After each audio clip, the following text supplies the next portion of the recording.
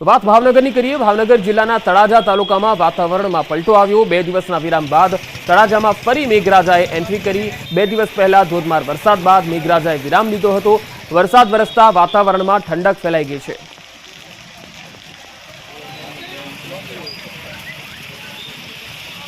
તો ભાવનગરમાં ભારે વરસાદની આગાહી બાદ ભાવનગર જિલ્લાના દરિયામાં તોફાની અસર જોવા મળી। જિલ્લાના ઘોઘા, અલંગ, સરતાનપર અને મહુવાના દરિયામાં કરંટ જોવા મળ્યો। આગાહીના પગલે અલંગના દરિયામાં ભારે કરંટ જોવા મળ્યો। દરિયો જાણે રૌદ્ર સ્વરૂપ ધારણ કરી લીધું હોય એ પ્રકારના દ્રશ્યો જોવા મળ્યા। દરિયામાં 10 ફૂટથી વધુ ઊંચા મોજા ઉછળતા જોવા મળ્યા।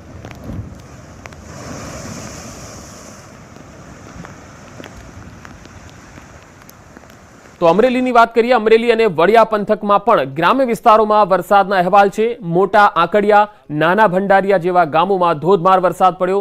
તો અમરાપુર, દેવગામ, લુણીધાર અને ચોકી સહિતના ગામોમાં પણ વરસાદી માહોલ જામ્યો છે। ધોધમાર વરસાદી ઝાપટા સાથે વરસાદ પડવાથી લોકોને પણ અને ખાસ કરી ખેડૂત વર્ગ છે એ રાજીના રેડ થયા છે। થોડા દિવસોના વિરામ બાદ ફરી વરસાદના દસ્તક આવવાથી ખેડૂતોમાં ખુશીની લહેર છે।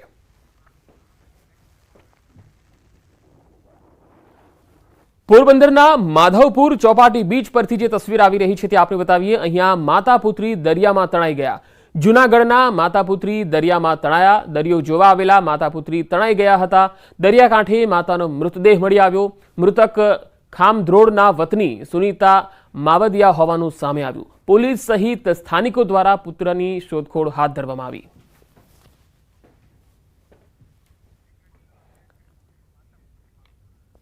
તો દરિયાકાંઠે માતાનો મૃતદેહ તો મળી આવ્યો, પરંતુ સ્થાનિકો દ્વારા હજુ પુત્રીની શોધખોળ ચાલી રહી છે। પોલીસની ટીમ પણ આ શોધખોળમાં લાગેલી છે।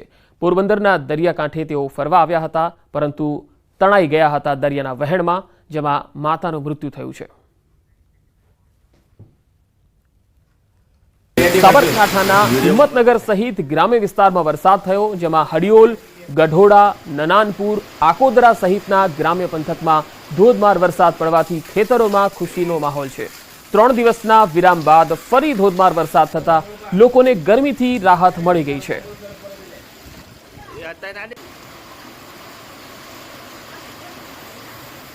તો વાત કચ્છની કરીએ। કચ્છમાં થોડા દિવસના વિરામ બાદ ફરી મેઘરાજાનું આગમન થયું। પૂર્વ અને પશ્ચિમ કચ્છના ગ્રામ્ય પંથકમાં ધોધમાર વરસાદ થયો। ભુજમાં ધોધમાર વરસાદ બાદ પાણી ભરાઈ ગયા હતા। બસ સ્ટેશન, વાણિયાવાડ સહિતના વિસ્તારોમાં પાણી ભરાયા। ગ્રામ્ય વિસ્તારોમાં વાવણી લાયક વરસાદથી ખેડૂતો ખુશખુશાલ થઈ ગયા છે।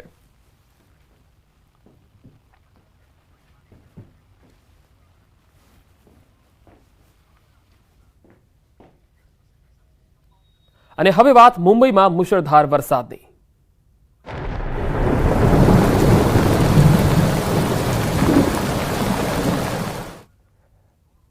મુંબઈમાં મુશળધાર વરસાદે મુશ્કેલી પારાવાર સર્જી છે। અનેક વિસ્તારો બેટમાં ફેરવાઈ ગયા છે। ઘરેથી બહાર નહીં નીકળવા માટે તંત્રએ અપીલ પણ કરી છે। આજે મુંબઈમાં વરસાદનું રેડ એલર્ટ આપવામાં આવેલું છે, એટલે કે ભારેથી અતિ ભારે વરસાદ મુંબઈમાં થઈ શકે છે। તો બીજી તરફ મુંબઈના અનેક વિસ્તારોમાં રાત્રિ દરમિયાન મુશળધાર વરસાદ ખાબક્યો। ભારે વરસાદને પગલે મુંબઈ પાણી પાણી થઈ ગયું છે। આ દ્રશ્યો મુંબઈના કુર્લા વિસ્તારમાંથી આવી રહ્યા છે। અહીં પણ પાણી ભરાઈ જવાના કારણે વાહન ચાલકોને ભારે હાલાકીનો સામનો કરવો પડ્યો। 2 અલગ અલગ તસવીરો આપણે બતાવી રહ્યા છે। મુંબઈથી આવી રહી છે આ તસવીર। મુંબઈના અલગ અલગ વિસ્તારોમાં પાણી ભરાઈ ગયા છે, જેના કારણે જનજીવન ઠપ થઈ ગયું છે। તો વાહન ચાલકોને પણ અવર જવરમાં ભારે હાલાકી પડી રહી છે।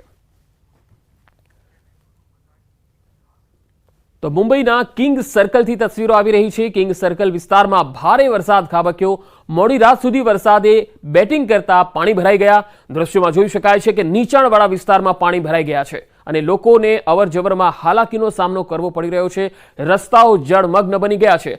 મુંબઈમાં મેઘ તાંડવથી જનજીવન ખૂબ જ પ્રભાવિત થયું છે।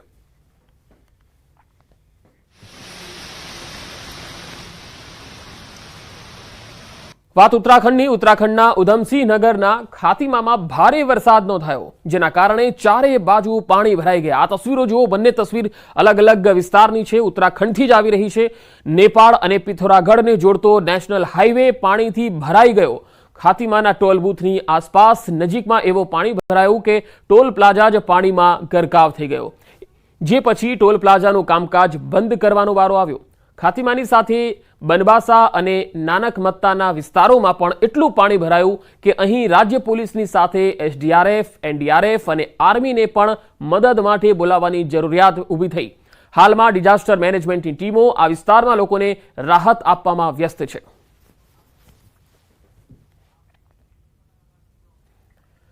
તો ઉત્તરાખંડમાં ભારે વરસાદને કારણે જનજીવન અહીંયા પણ ઠપ થયેલું છે. ઉત્તરાખંડના ઉધમસિંહ નગરમાં ધોધમાર વરસાદથી કેટલાક વિસ્તારો પાણીમાં ગરકાવ થઈ ગયા.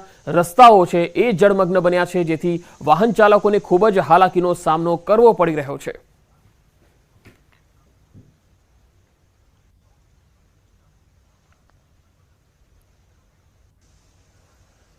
તો ઉત્તરાખંડ બાદ હવે વાત ઉત્તર પ્રદેશની. ઉત્તર પ્રદેશના પીલીભીતમાં વરસાદ આફત બનીને આવ્યો છે.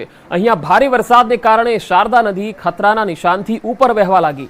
બંબાસા બેરેજ અને દીની ડેમમાંથી છોડવામાં આવેલા પાણીએ મુશ્કેલી ખૂબ વધારી છે.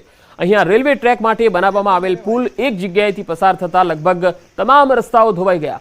અન્ય મુખ્ય માર્ગો જેમાં ચંદોલી નકુન રોડ, ચંદોલી ભિખારીપુર રોડ, જેના પર ડઝનેક જેટલા ગામો આવેલા છે, ગજરોલાથી બરખેડા સુધીના માર્ગ પરનો જે પુલ છે એ પણ પાણીના જોરદાર પ્રવાહમાં ધોવાઈ ગયો.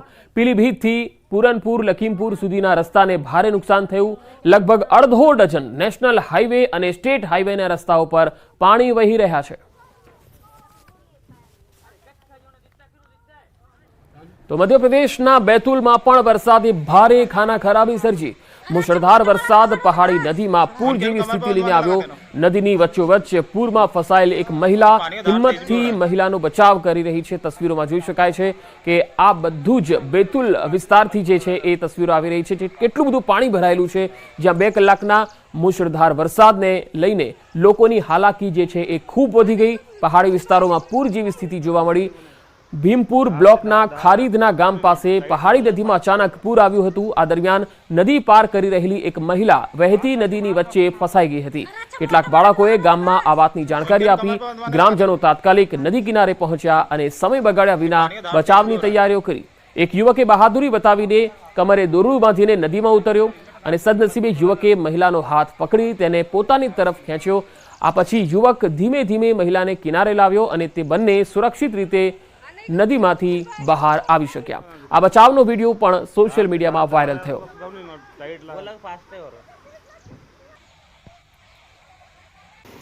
તો મધ્યપ્રદેશમાં મેઘો અનરાધાર ગ્વાલિયરથી તસવીરો આવી રહી છે. ગ્વાલિયરમાં ગ્રામ્ય વિસ્તારોમાં ધોધમાર વરસાદથી નદીઓએ રૌદ્ર સ્વરૂપ ધારણ કરી લીધું છે. સ્થાનિકો નદીના ધસમસતા પ્રવાહમાંથી 50 જેટલી બકરીઓનું રેસ્ક્યુ કરી રહ્યા છે. તસવીરોમાં જોઈ શકાય છે પશુઓના રેસ્ક્યુનો આ વિડીયો સામે આવ્યો છે.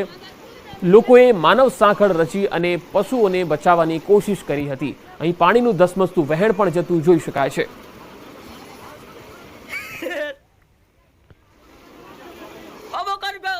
તો રાજસ્થાનમાં પણ ચોમાસું બરાબર જામ્યું છે. અહીંયા જયપુર સહિત શહેરોમાં કેટલાક દિવસોથી મુશળધાર મેઘો મંડાયો છે. રાજસ્થાનના અનેક વિસ્તારો પાણી થઈ ગયા છે. કેટલાક વિસ્તારોમાં ભારે વરસાદ ખાબકતા જળબંબાકારની સ્થિતિ જોવા મળી. રાજસ્થાનની પિંક સિટી જયપુરથી આ તસવીરો આવી રહી છે, જ્યાં ધોધમાર વરસાદને પગલે નદી નાળા છલકાયા છે. ડેમોમાં પાણીની આવક થઈ રહી છે. તો શહેરના મુખ્ય રસ્તાઓ છે એ પણ જળમગ્ન બન્યા છે, જેના પગલે નીચાણવાળા વિસ્તારોમાં પાણી ભરાતા વાહન ચાલકોની મુશ્કેલી વધી ગઈ છે.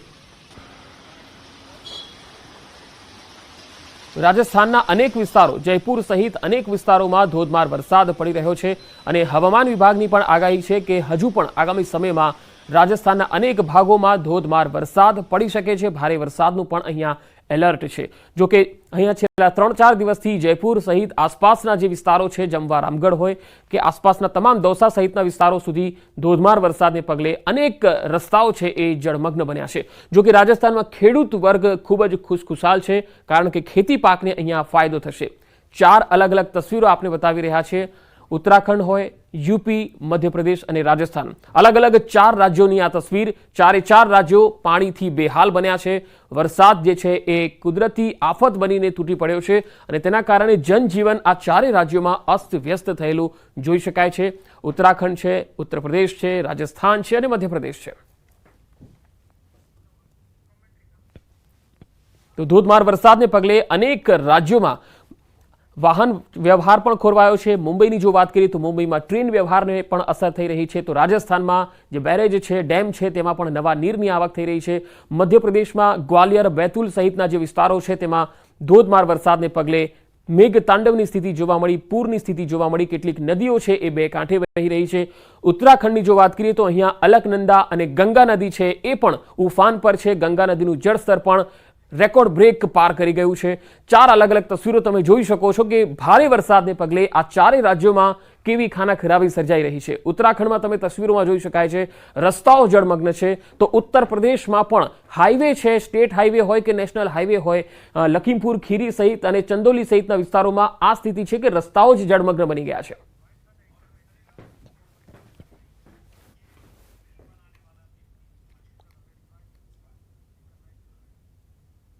અને હવે સુરતથી સમાચાર આવી રહ્યા છે। સુરતમાં સચિન વિસ્તારમાં ગેલેરીનો એક ભાગ ધરાશાયી થઈ ગયો। ગેલેરી તૂટી જતા મહિલા નીચે પટકાઈ હતી। મહાનગરપાલિકાની ટીમ પાવર અને પાણી કાપ કરવા માટે પહોંચી હતી। મકાનના ગેલેરીમાંથી લોકો બહાર ઊભા હતા અને અચાનક ગેલેરીનો ભાગ ધરાશાયી થઈ ગયો। મનપાની કાર્યવાહી દરમિયાન આ દુર્ઘટના બની હતી। સુરતના સચિન વિસ્તારથી આ તસવીર આવી રહી છે। સુરતના સચિન વિસ્તારમાં ગેલેરીનો એક ભાગ ધરાશાયી થયો। ગેલેરી તૂટતા એ મહિલા જે ગેલેરીમાં ઊભી હતી તે નીચે પટકાઈ હતી। જો કે આ સમયગાળા દરમિયાન મહાનગરપાલિકાની ટીમ પણ અહીંયા હતી જે પાણી કાપ અને પાવર કાપ કરવા માટે પહોંચી હતી। મકાનના ગેલેરીમાંથી લોકો બહાર ઊભા હતા અને અચાનક આ ગેલેરીનો ભાગ ધરાશાયી થયો। મહિલા ઈજાગ્રસ્ત થઈ છે। મનપાની કામગીરી દરમિયાન આ બનાવ બન્યો। સુરતના સચિન વિસ્તારથી આવી રહી છે આ તસવીર।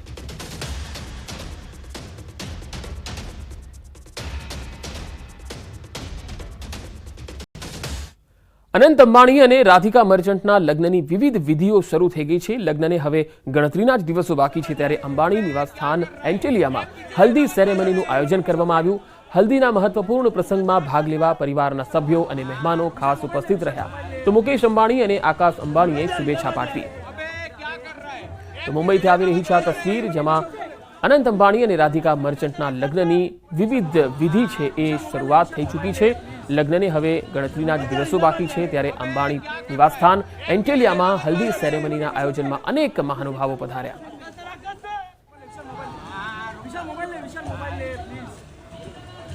સમાચારોનો પ્રવાહ લગાતાર જારી રહેશે। હાલ રોકાઈશું એક વિરામ માટે।